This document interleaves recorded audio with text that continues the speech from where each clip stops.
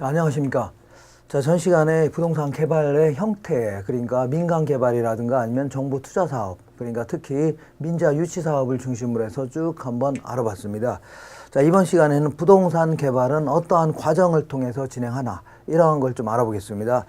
먼저 개발의 진행 형태는 크게 기본형, 시행처분 병렬형, 직렬형 이렇게 나눠질 수 있는데, 자, 기본형 같은 경우는 뭐 계획을 한 다음에 그 다음에 이제 협의도 해야 되겠죠. 그 뭐 소유자하고 토지 소유자라든가 개발업자 간에 협의도 해야 되고, 그 다음에 계획 인가까지 이제 동시에 같이 맞는 겁니다. 그런 다음에 건물을 올리는 단계, 사업 시행 단계, 그 다음에 처분 단계, 이러한 형태로 진행한 게 가장 기본적인 겁니다. 예컨대 협의하면서 그 인가까지 같이 동시에 맞는 그러한 형태죠. 이런 거를 기본형이다 이렇게 얘기합니다. 그 다음에 시행처분 병렬형은 이렇게 협의하고 계획 인가 이렇게 받는 것도 같이 이제 동시에 진행하고, 그 다음에 그 시행하면서도 처분도 한다는 얘기죠. 이건 무슨 얘기냐면 선분양 같은 거 생각하시면 됩니다. 그러니까 건물 올라가면서 처분까지 이렇게 같이 동시에 하는 그런 형태를 시행처분 병렬형이다 이렇게 얘기합니다. 그 다음에 직렬형은 하나하나 하나 끝나면 그 다음 단계, 하나 끝나면 다음 단계 이렇게 하는 거죠. 그러니까 계획한 다음에 그 다음에 협의한 다음에 거기 끝난 다음에 계획 인가 받고 그 다음에 시행하고 그 다음 처분하는 그런 형태, 이런 거를 개발의 어떤 진행 형태다 이렇게 해줍니다. 그럼 지금부터는 일반적인 개발의 과정에 대해서 좀 알아보겠습니다. 자, 부동산 개발의 과정은 요거는 뭐 순서는 달리할 수 있습니다. 다만 일반적인 형태가 이렇다 그런 얘기지 반드시 이러한 형태로 진행한다 이건 아닙니다. 자, 먼저 구전 부실 근건마다 부전 부실 금 건 마 이렇게 자, 한 최근 10년 동안 한 2번 정도 그 순서를 물어본 적이 있는데, 요것도 그 시험 치르기 전에 한번 암기하고 들어가는 게 좋을 겁니다. 그러니까 자, 맨 먼저 구전 부실 금 건 마 해서 맨 먼저 구상 단계다, 아이디어를 창출한 단계다 그런 얘기입니다. 예컨대 이 어떤 일단의 지역이 있는데 여기다가 내가 이제 원룸을 한번 지어보겠다, 원룸을 개발해서 한 사업 좀 해보겠다 이렇게 해서 구상할 수 있는 거죠. 그 두 번째 해야 될 것은 전실행 가능성 분석이다 해서 여기서는 예비적으로 타당성을 분석하는 겁니다. 예비적 타당성 분석이다. 여기서는 아직 토지를 구입한 건 아니죠. 그렇기 때문에 정확히 얼마가 들어갈지, 그 다음에 앞으로 얼마가 들어올 쪽을 잘 모를 겁니다. 그렇기 때문에 계략적으로 수익과 비용을 분석하는 그러한 단계를 전실행 가능성 분석이다. 그래서 여기서 이거는 돈이 될 만한 것 같다 그러면 부지를 구입하는 단계, 부지 구입 단계.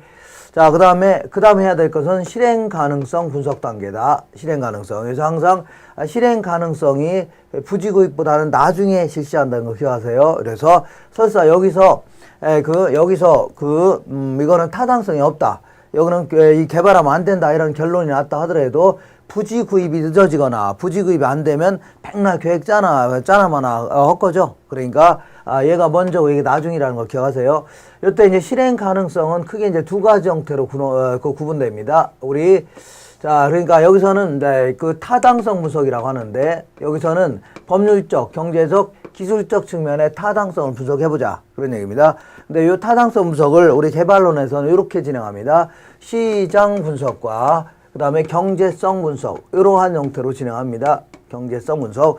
이게 이제 법률적, 경제적, 기술적 측면의 타당성 분석이다 이렇게 얘기합니다. 자, 이때 이제 시장 분석 같은 경우는 채택이 가능한지 여부, 채택 가능성 여부만 파악하는 그런 단계입니다. 여기 이제 시장 분석 단계라면 여기서 이제 구체적으로 숫자를 동원해서 최종 개발할지 말 건지를 결정하는 그러한 단계를 경제성 분석이다 이렇게 합니다. 자, 이때 이제 시장 분석은 다시 한 5가지 단계 정도 이렇게 진행합니다. 맨 먼저 지역 분석이다.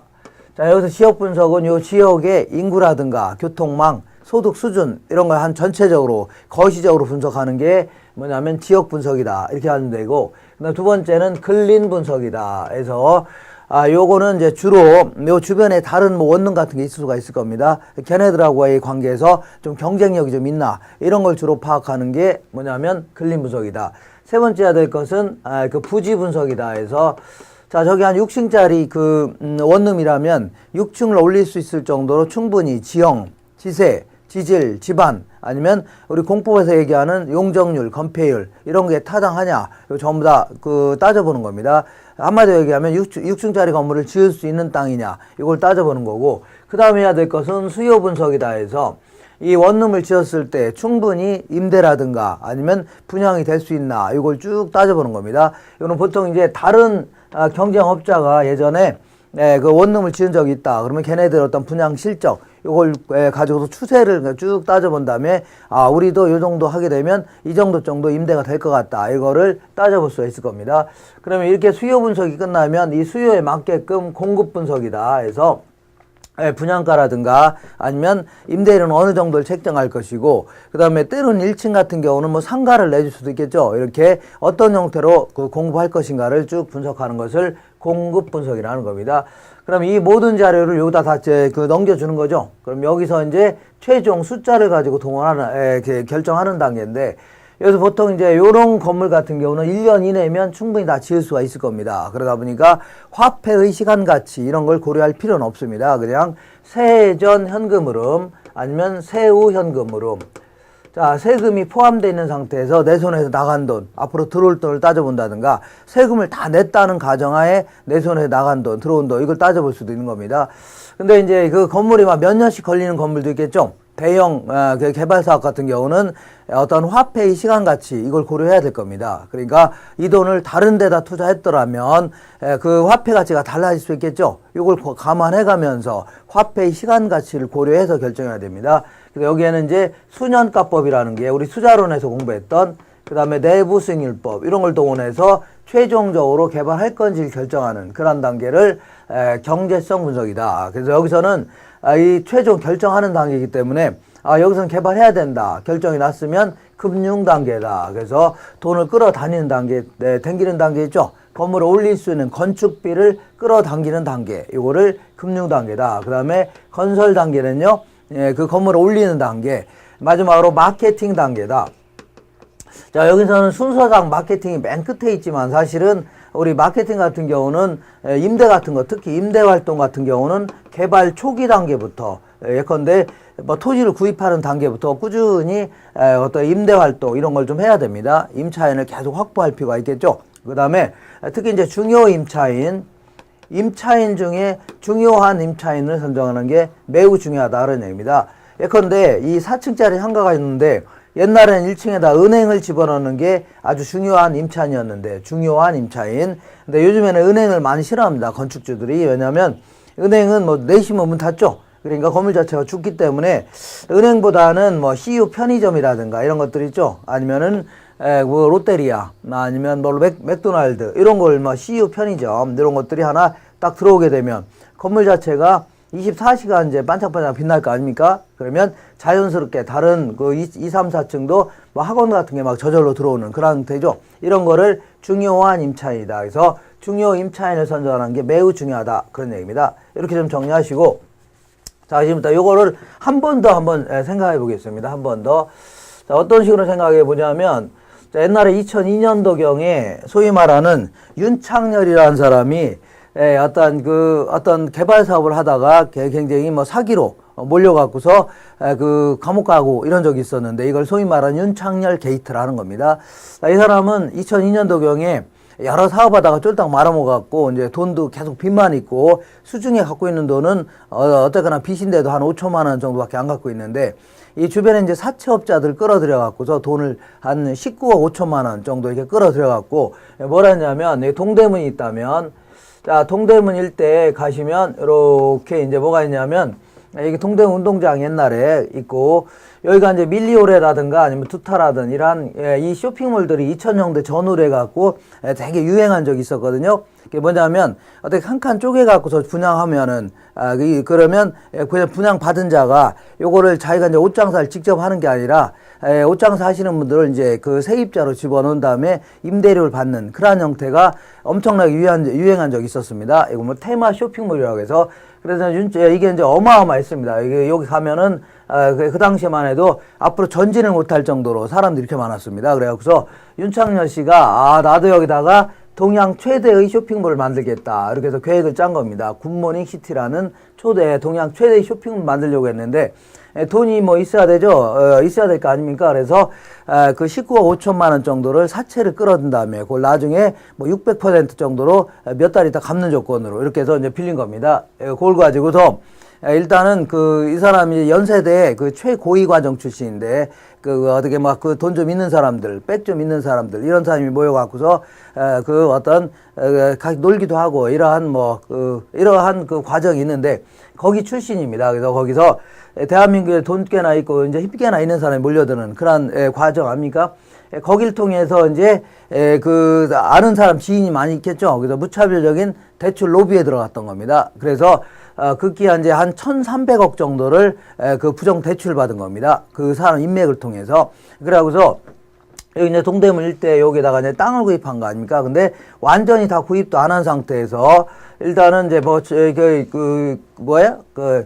그 조감도만 덜렁 그려놓고 이렇게 막 이렇게 그 벽만 이렇게 해놓은 다음에 포크레인 몇 개 갖다 놓고 이제 뭘 했냐면 선분양이 들어갔던 겁니다. 선분양. 그래고서 거의 이 당시에는 굉장히 유행했던 게 이러한 쇼핑몰이기 때문에 전국 각지에서 몰려들었던 겁니다. 대대적인 막 신문에 광고하고 막 이러니까 그러다 보니까 순식간에 한 3,700억 정도, 700억 정도의 어마어마한 돈이 들어온 거죠. 그러다 보니까 그 돈 가지고 이 건물 짓는 데 써야 되는데 자, 이건 막 건축 허가도 안 난 상태에서 막 선분양 받은 겁니다.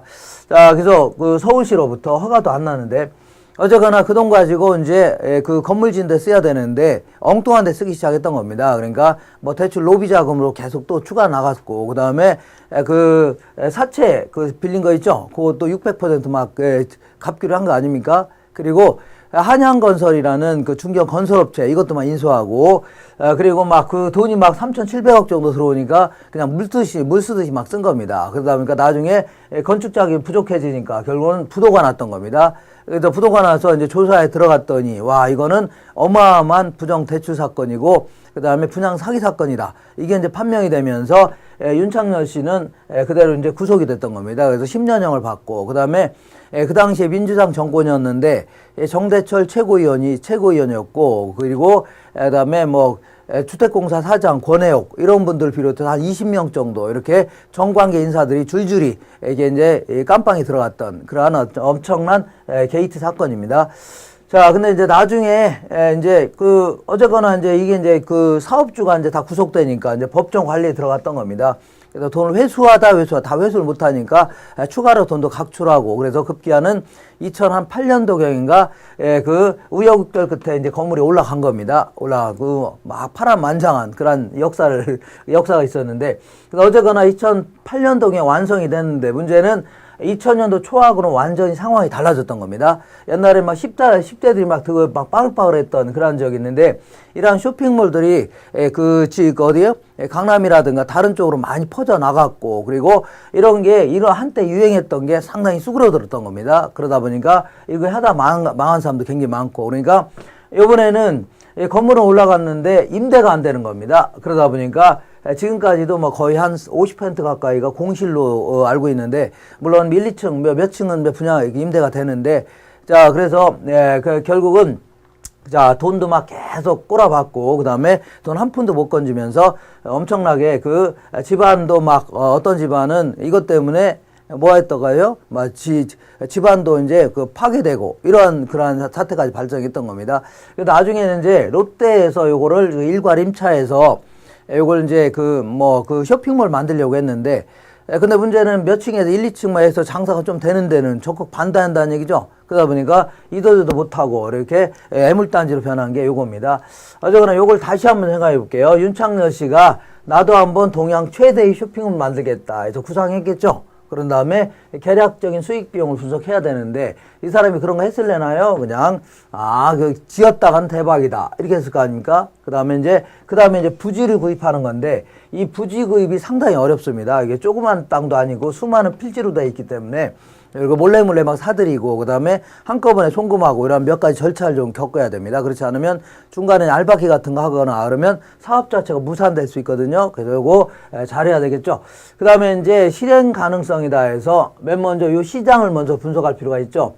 그 지역의 그 인구라든가 아니면 소득 수준, 교통망 이런 것들을 총체적으로 분석하는 게 이제 지역 분석이고, 그 다음에 근린 분석은 주변에 그 밀리오레라든가 두타 이런 거에 비해서 경쟁력이 좀 있나 이걸 따져보는 걸 근린 분석이라는 겁니다.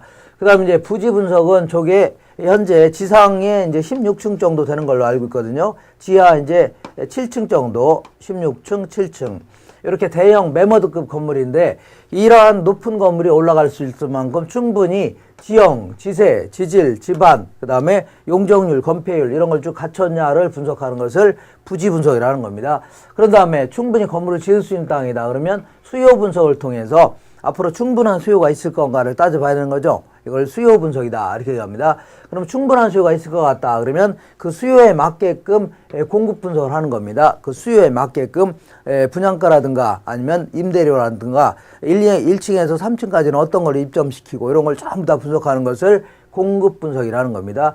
그래서 이 모든 자료를 경제성 분석에 집어넣은 다음에 최종 결정하는 건데, 아까 같이 뭐 4층짜리 건물이다 그럴 경우는 굳이 화폐의 시간 가치를 고려할 필요는 없습니다. 그렇지만 이런 건물은 몇 년씩 걸리는 건물 아닙니까? 그러다 보니까 그 화폐의 시간 가치를 고려해서 수년가법이라든가 내부수익률법 이런 걸 통해서 최종 결정하는 그런 단계입니다. 이렇게 해서 이거는 개발해야 된다 이런 결론이 났다 그러면 돈을 건축비를 끌어당기는 단계인데, 이거는 이미 선분양을 했기 때문에 이걸 뭐 불필요할 겁니다. 그렇지만 만약에 후분양이다 그러면 돈을 끌어다니는 단계가 필요하겠죠. 금융 단계, 그 다음에 건물을 올리는 단계, 그 다음에 마케팅 단계 이렇게 해야 되는데, 이 임대 활동은 특히 토지를 구입하는 시기, 요때부터 임차인들, 세입자들, 옷장사 하실 분들 있죠. 꾸준히 계속 모집해야 됩니다. 그래야지 나중에 보통 이제 이걸 분양받는 사람들은 직접 장사하는 사람들이 아니라 대부분 그 투자 목적으로 이제 구입한 사람이 대부분이죠. 그래서 만약에 세입자가 들어와 있다면 금방 팔릴 수가 있을 거 아닙니까? 그러니까 특히 임대는 초기부터 진행하는 게 매우 바람직하다. 그 다음에 중요 임차인을 선정하는 게 아주 중요한데, 요거는 뭐 다른 거 다 실패했는데 이 중요 임차인을 선정하는 거 요거는 좀 성공했다 이렇게 할 수 있습니다. 왜냐하면 건물이 이제 16층짜리인가 이 정도 되는데 뭐 11층에서 13층까지인가 거기가 메가박스라는 그런 어떤 그 영화관이 들어와 있는데, 요 메가박스가 이 주변에 다른 영화관이 마땅히 많지는 않습니다. 그러다 보니까 요거는 아주 잘 되고 있습니다. 그러다 보니까 이게 중요 임차인 요거 선정하는 것은 요거 하나는 뭐 성공했다 이렇게 볼 수 있겠네요.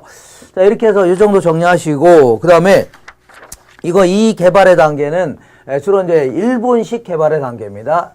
특히 일본식 타당성 분석 단계입니다. 타당성 분석 쪽만 다시 한번 정리해 볼게요.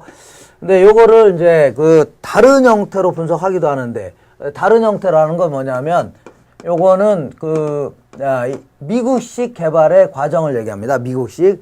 2000년대 전후로 해서 주로 이제 미국에서 공부하고 돌아온 그러한 학자들이 새로운 형태로 미국식 어떤 부동산학을 많이 여기다 집어넣습니다. 그러다 보니까 안정근 교수라는 그분을 주축으로 해서 한성대학교 그분을 주축으로 해서 소위 말하는 새로운 팩트라고 할까요? 새로운 형태의 어떤 부동산학을 많이 접목을 시켰는데 그 중에 하나가 요겁니다. 자, 이 사람들은 개발의 어떤 타당성 분석을 이런 식으로 설명합니다. 어떻게 설명하냐면 이 지역 분석을 그냥 지역 경제 분석이다. 이건 맞습니다. 지역 경제 분석이다. 그리고 여기부터 여기까지 요거를 이런 식으로 명명합니다. 자, 시장 분석과 그 다음에 시장성 분석이다.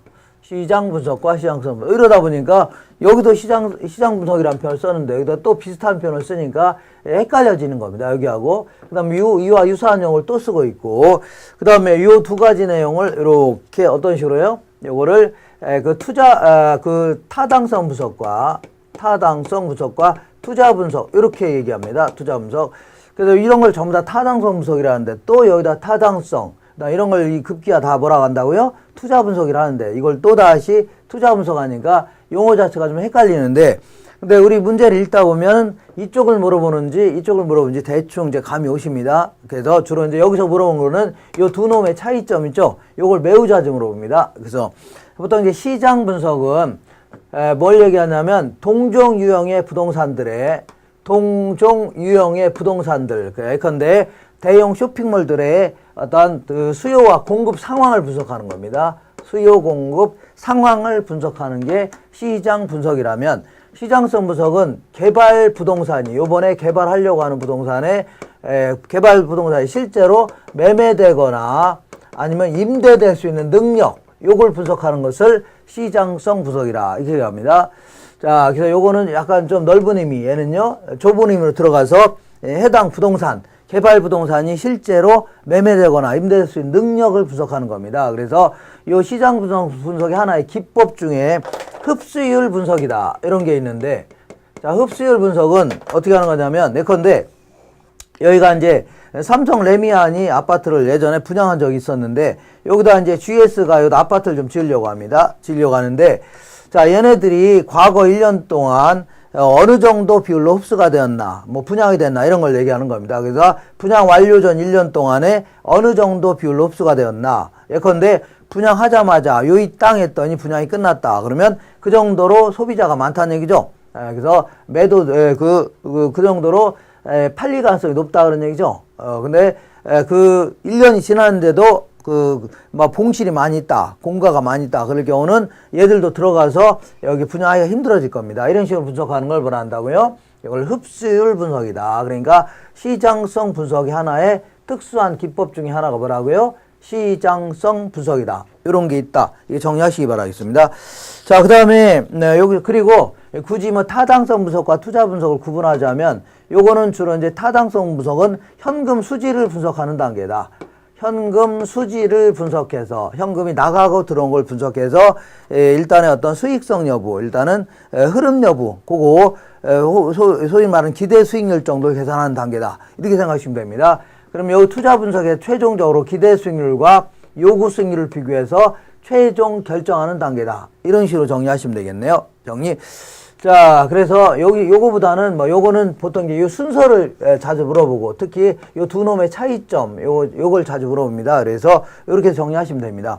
그 다음에 이제 지역 분석을 분석하는 하나의 기법 중에 뭐가 있냐면 경제 기반 모형이라는 게 있는데, 요것도 좀 정리를 해보겠습니다. 경제 기반 모형이다. 자, 경제 기반 모형이라는 것은 거기 나와 있는 것처럼 한 지역의 경제 구조 및 성장의 건전성 여부, 이런 거를 분석하는 어떠한 분석 기법입니다. 자, 그래서 요거는 일단 한번 지워보겠습니다. 자, 이거 뭐냐면 어떤 지역이 있는데, 어떤 지역에 기반 산업이라는 게 있고 비기반 산업이라는 게 있다. 기반이라고 해야 되겠네요. 비기반 산업이다. 자, 기반 산업이라는 것은 그 여러 가지 산업 중에, 자, 그 해당 어떤 특정 산업이 생산한 생산물을 내부에서 이제 소비를 할 겁니다. 그 지역 내부. 근데 소비하는데, 자, 남아 돈다는 얘기죠. 어마어마하게 남아 돈다. 잉여가 있다. 그래서 보통 이제 그 지역의 외부로 주로 수출하는 그러한 형태의 산업을 보통 기반 산업이다. 이렇게 한다면, 비기반 산업은 내부에 소비하기에, 그 생산한 걸 내부에 소비하기에도 턱없이 부족하다는 얘기입니다. 부족하다. 그래서 주로 이제 외부에서 수입에다 쓰는 이러한 형태를 비기반 산업이다. 이렇게 좀 간단히 정리해 볼게요.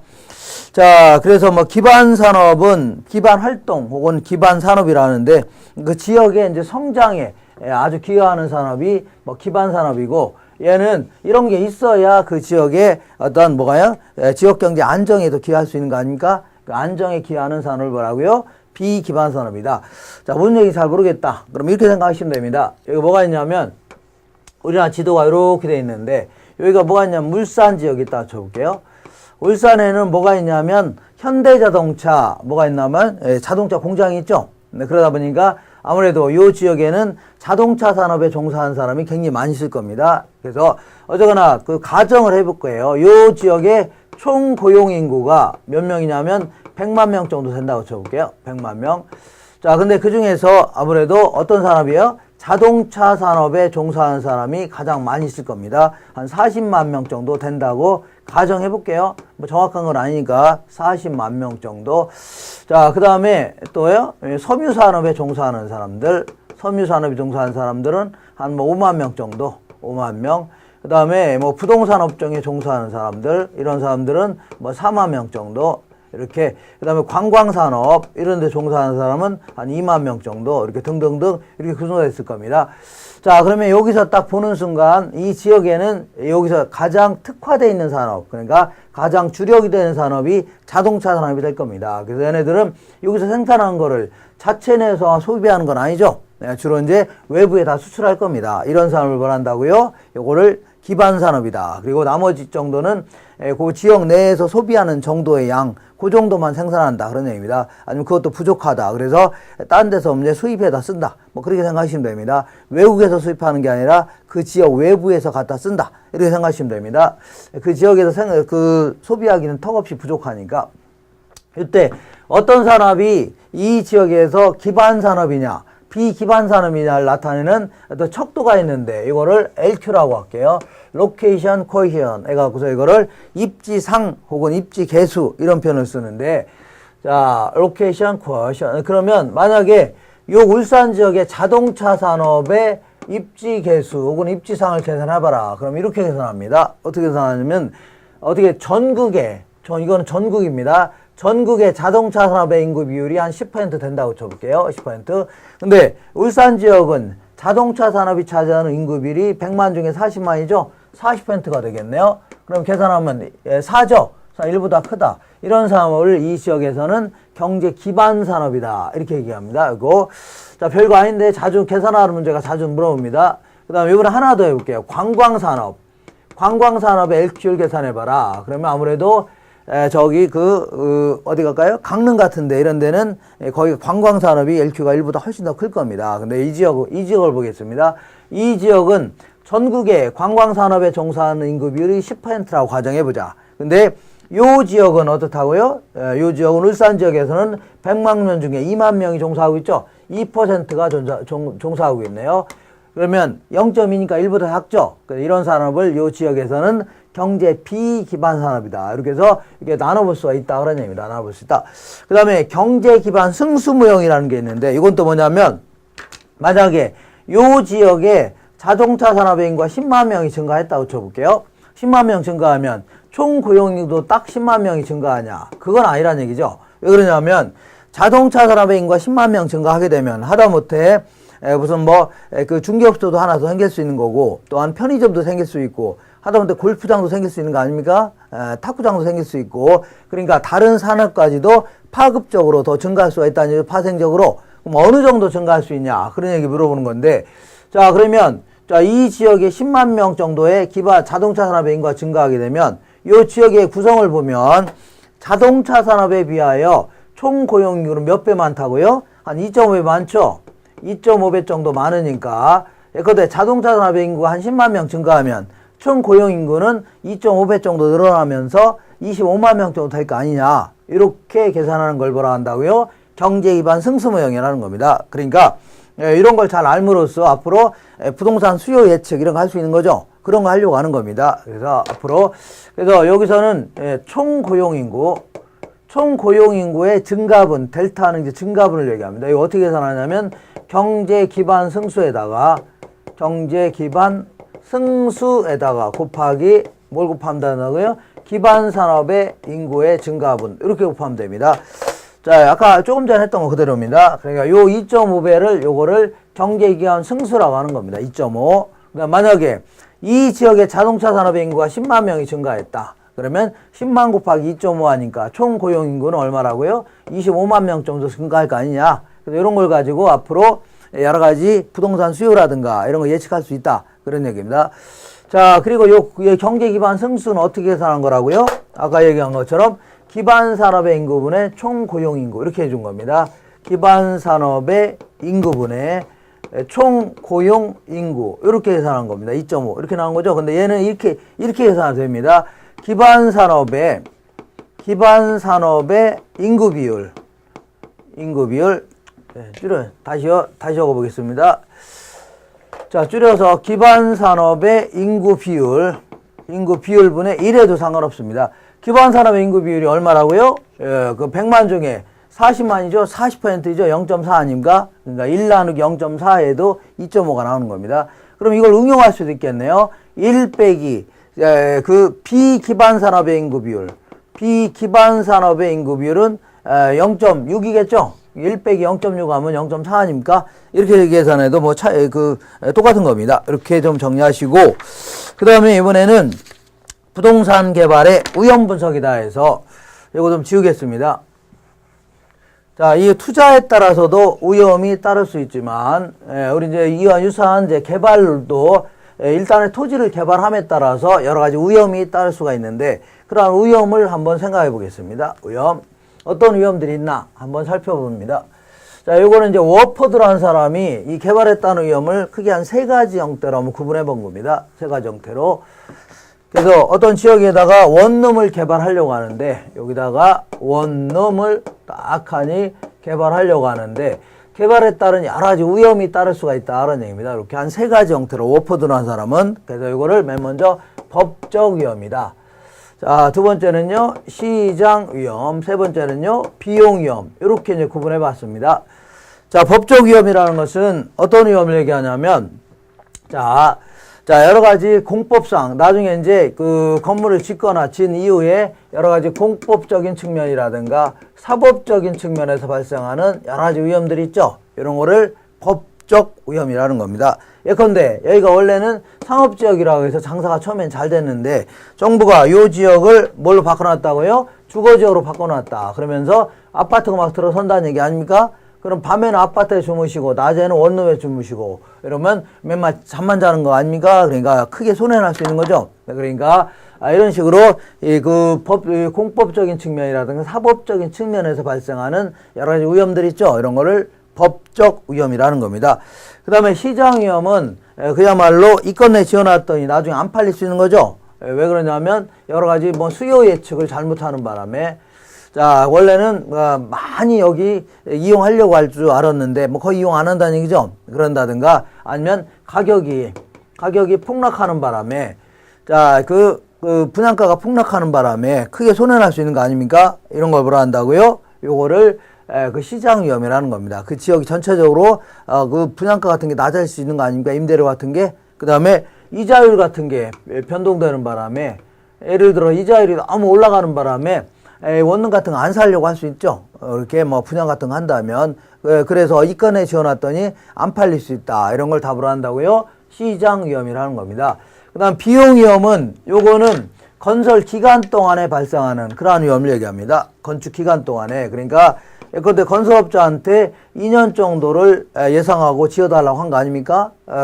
근데 원래는 그 건축비를 어느 정도 예상했는데 나중에 그 인플레가 심해지는 바람에 건축비가 폭등할 수 있죠. 그럼에 따라서 크게 손해날 수 있겠네요. 그러니까 건설 기간 동안에 인플레이션이라든가 이런 것 때문에 건축비가 계속 늘어날 수 있는 거 아닙니까? 그런 거라든가 아니면은 이럴 수도 있겠네요. 어떠냐면, 자, 원래는 이렇게 19억을 주기로 하고서 그러니까 건설업자한테 건물 지어달라고 맡겼는데 이것들이 계속 이 공사 기간이 계속 길어질 수 있죠. 그러면 추가적인 비용이 계속 나갈 수 있겠네요. 이런 식으로 공사기간이 장기에 걸쳐서 진행되는 바람에 공사기간이 장기에 걸쳐서 그 계획했던 기간을 넘어서게 되면 또 크게 추가적인 비용이 계속 나갈 거 아닙니까?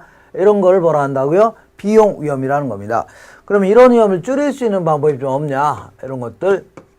자, 그래서 자, 이러한 법적 위험을 줄일 수 있는 방법은 뭐 법에서 이렇게 정한 거 아닙니까? 그러니까 무슨 뭐 위험 줄일 수 있는 방법 거의 없을 겁니다. 다만 이 개발 기간 동안에 토지를 구입했을 때, 구입하기 전에 이 토지 이용 계획이 확정된 땅, 이용 계획이 확정된 토지를 구입한다면 뭐 위험을 좀 줄일 수 있는 그런 방법이 될 수는 있겠네요. 이렇게. 그 다음에 시장 위험을 줄일 수 있는 방법은 우리 전 시간에 조금 전에 공부했던 뭐 여러 가지 시장 분석이라든가 뭐 시장성 분석 있죠. 이런 걸 보다 철저히 한다면 시장 위험을 많이 줄일 수가 있을 겁니다. 그 다음에 비용 위험을 줄일 수 있는 방법은 뭐 최대 가격 보증 계약이다. 이렇게 얘기하는데 이건 또 뭐냐면 이렇게 하는 겁니다. 이 건설업자한테 이렇게 해요. 원래는 19억을 주기로 했는데 이렇게 계약을 이렇게 하는 겁니다. 내가 아예 20억을 주마. 너한테 완성되면 20억을 주마. 그 대신 2년 내에 끝내달라. 이 공사를. 만약에 네가 이 공사기간 2년이 넘어간다. 그러면 그때는 네가 부담해라. 네가랑 누구예요? 여기서는 건설업자 아닙니까? 건설업자 네가 부담해라. 이렇게 할 수 있는 거죠. 이렇게 하는 걸 원한다고요. 최대 가격 보증 계약이다. 그러면 이런 식으로 한다면 뭐 비용 위험을 줄일 수는 있을 겁니다. 그래. 자, 그다음에 이 시장 위험과 관련돼서 이런 얘기를 알아보겠습니다. 자, 시장 위험은 나중에 이제 안 팔리거나 막 이럴 가능성이 높아질 수도 있는데 이런 위험을 이렇게 한번 생각해 볼게요. 여기가 뭐가 있냐면 여기가 이제 건물이 있는데 건물을 요 놈을 좀 분양하려고 한다고 쳐볼게요. 요 놈을 요 사이에 있는 거 이때 이렇게 자 매수자 입장에서의 위험을 한번 따져볼게요. 만약에 이렇게 건물이 10%만 완성된 상태에서 요걸 분양한다고 쳐볼게요. 그럼 이거 선분양이죠. 올라가지도 않았는데 이제 요거 분양하는 거 아닙니까? 선분양. 그럴 경우는 매수자 입장에서는 위험이 클까요? 작을까요? 이거 완성에 가까울수록 요거는 10%밖에 완성이 안 됐죠? 그럼 위험이 상당히 클 겁니다. 그잖아요? 매수자 입장에서. 그럼 뭐하러 이렇게 위험이 큰 걸 구입합니까? 그 대신 얘들이 싸게 판다면 구입할 수 있는 거죠? 그러니까 부동산 가격은 낮을 수밖에 없는 겁니다. 낮다, 이렇게. 자, 근데 만약에 이렇게 90% 정도 완성된 상태에서 요걸 팔기로 했다. 그럼 후분양 아닙니까? 후분양이니까 위험은 굉장히 작을 겁니다. 매수자 입장에서는 위험이 작겠죠. 그러니까 서로 이제 위험이 작으니까 서로 구입하려니까 가격은 올라갈 수밖에 없는 겁니다. 그러다 보니까 이 완성에 가까울수록 점점 매수자 입장에서는 위험은 점점 줄어든 대신에 그 대신 점점 뭐는 올라간다고요? 부동산 가격은 점점 올라갈 수 있을 거죠. 그렇잖아요? 그래서 이렇게 생각하시면 됩니다. 자, 그런 거를 그림을 그렇게 써놨을 겁니다. 그리고 항상 매수자 입장에서 위험이 클 때는 상대방인 매도자 입장에서 위험이 작은 겁니다. 예를 들어서 일찌감치 선분양했다. 그러면 이미 매수자를, 입주자를 전부 확보한 거 아닙니까? 그러니까 걔네 입장에서는 위험이 작을 수가 있는 겁니다. 우리 사는 사람 입장에서 위험이 크다면 상대방은요, 위험이 작다. 이것만 잘 좀 기억하시면 됩니다. 자, 이렇게 해서 요 내용을 정리해봤고, 문제가 어떤 형태로 나오나 확인 예제를 보겠습니다. 확인 예제, 거기에 19회 때 기출문제 보겠습니다. 자, 부동산 개발에 관한 옳은 설명으로 묶인 것은 기억본 보시면 시장성 분석은 아까 여기 구분했었죠? 시장성 분석은 매매 혹은 임대 능력을 분석하는 거고, 요거는 동종 유형의 부동산들의 뭘요? 수요라든가 공급 상황을 분석하는 거라고 했죠. 그러니까 시장성 분석은 개발된 부동산이 현재나 미래의 시장 상황에서 매매 혹은 임대될 수 있는 가능성 정도를 조사하는 것을 말한다. 맞겠네요. 자, 니은번 보시면 부동산 개발 사업에 대한 타당성의 분석 결과가 아까 다른 형태의 개발의 그 타당성 분석에서 뭘 좀 알아봤어요? 맨 먼저 이렇게 지역 경제 분석, 그 다음에 그 시장 분석, 시장성 분석, 그 다음에 타당성 분석, 투자 분석 이렇게 했는데 타당성 분석은 현금 흐름 정도만 파악하는 단계고 그 다음에 투자 분석에서 최종 결정하는 단계입니다. 그렇기 때문에 여기서 여기 기대 수익률과 뭘 비교한다고요? 요구 수익률 비교하는 것 하죠. 요구 수익률은 그 투자자의 위험 수준이 반영되어 있는 그러한 형태의 어떤 수익률을 얘기하는 거 아닙니까? 그러다 보니까 자, 이 타당성 분석의 결과가 같다 하더라도 여기서 어떤 사람은 투자할 수도 있고 어떤 사람은 투자 안 할 수도 있는 겁니다. 이렇게 정리하시면 됩니다. 그래서 개발 사업에 대한 타당성 분석 결과가 동일한 경우라도 분석된 사업안은 개발 사업자에 따라서 채택될 수도 있고 그렇지 않을 수 있다는 얘기죠. 그래서 요구수익이라는 것은 어떤 위험에 상응하는 어떤 그 수익률을 얘기합니다. 근데 그러한 위험이라는 게 사람마다 좀 차이가 있죠. 위험을 대하는 태도는 약간 다를 수 있기 때문에. 그렇기 때문에 어떤 사업자는 채택할 수도 있고 어떤 사업자는요, 채택 안 할 수도 있다는 얘기입니다. 디귿번 보시면 흡수율 분석의 궁극적인 목적. 자, 이 시장성 분석을 하는 하나의 기법이 흡수율 분석이 있는데 얘네들은 그 흡수율 분석을 통해서 과거 1년 동안 어느 정도 비율로 흡수가 되었나 이걸 분석함으로써 앞으로 미래의 추세를 예측하겠다 그런 얘기입니다. 그러니까 요거는 뭐가 틀렸냐면 흡수율 분석의 궁극적인 목적은 과거 및 현재의 추세를 정확히 파악하는 게 아니라 과거의 및 현재의 추세를 파악한 다음에 그걸 기초로 해서 미래의 그 추세를 예측하는 게 주목적입니다. 미래의 추세를 예측하는 게 주목적이지 여기서는 뭐라고 써 있는 거예요? 과거 및 현재의 추세를 정확히 파악하는 게 목적이다. 그런 표현은 틀린 겁니다. 미래의 추세를 정확히 예측하려는 데 있다. 이렇게 해줘야 됩니다.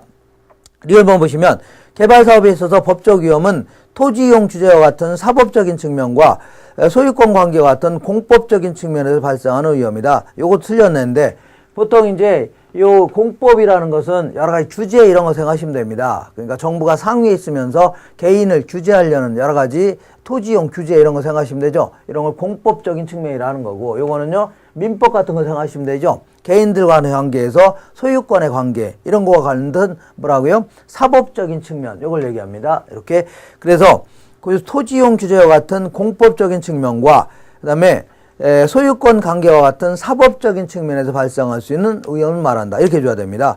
미음번 보시니까 개발의 단계 중 예비적 타당성 분석은 개발 사업으로 인해서 예상되는 수익과 비용을 계략적으로 계산하여 수익성을 검토하는 걸 말한다. 그러니까 아직 토지를 구입한 건 아니라고 했죠. 그렇기 때문에 어쩔 수 없이 계략적으로 얼마에 구입할지 모르니까 계략적인 수익 비용을 분석하는 걸 뭐라 한다고요? 예비적 타당성 분석이다. 이렇게 얘기합니다. 또 옳게 묶인 것은 기억, 니은, 미음, 던 정도 이렇게 정리하시면 됩니다. 자, 잠깐 쉬었다가 나머지 개발 관련 내용을 쭉 정리해 보겠습니다. 이상입니다.